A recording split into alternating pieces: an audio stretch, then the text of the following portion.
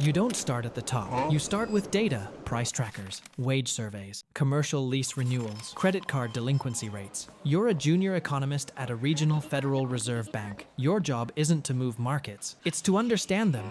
You learn quickly that headlines lie. One strong jobs report doesn't mean boom. One soft inflation print doesn't mean victory. You're trained to strip out the noise, to find the trend, to separate signal from sentiment. Years later, you move up. Policy analysis. Now you're not just watching the data, you're stress testing it. What happens if the policy rate holds steady for another 6 months? How long until it filters into small business lending? Auto loans? Mortgage refinancing?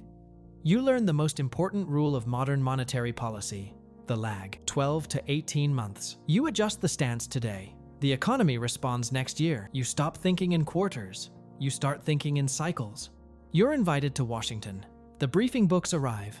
Hundreds of pages of forecasts, risk scenarios, global spillovers. You're now a senior advisor to the Federal Open Market Committee. 8 times a year, 12 voting members will sit in a sealed room and decide the cost of money for 330 million Americans.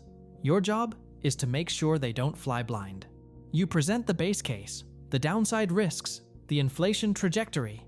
You know the dual mandate by heart: maximum employment, price stability. But you also know they rarely move together. When labor markets tighten, wages rise. When wages rise, services inflation sticks. When you cool prices, hiring slows. You're balancing a scale that never sits still. One day, you're no longer advising, you're voting. Maybe you're a regional bank president. Maybe you're a governor confirmed by the Senate. You sit at the table, the chair speaks. The debate begins. Some want to hold, some want to cut. Some warn of sticky inflation. Some warn of a cooling labor market tipping too fast. You've seen the models. You've read the surveys.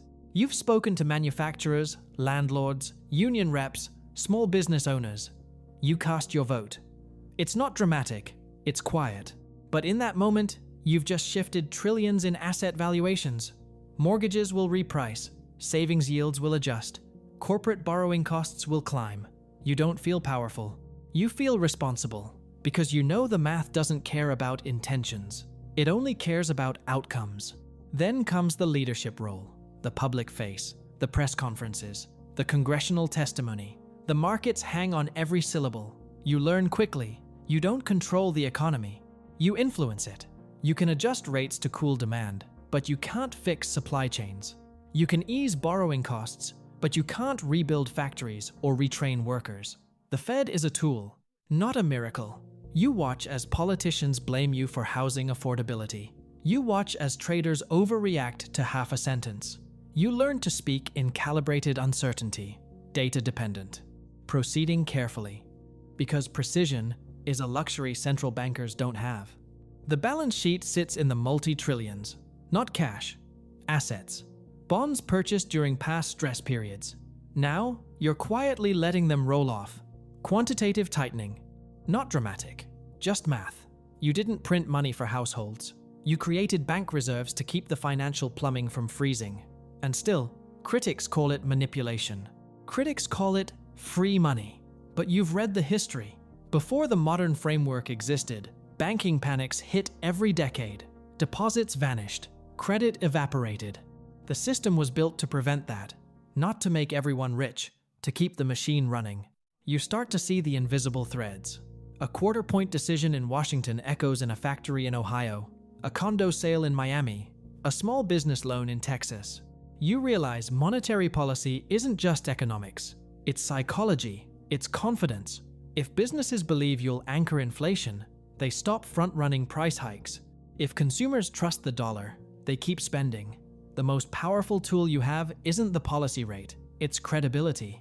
And credibility takes years to build. One miscommunication to fracture. You never wanted to be famous. You wanted to be useful, to take complex, chaotic systems and make them slightly more predictable, to protect purchasing power, to keep credit flowing, to give families and firms a horizon they can plan against. You don't control wealth, you control stability. And in a world of noise, that's enough. The Federal Reserve isn't a villain. It isn't a savior. It's a brake and an accelerator. And someone has to know when to press which. Today, it's you. Tomorrow, it'll be someone else. But the data remains, the mandate remains, the responsibility remains. You don't move markets. You steady them, and that's the job.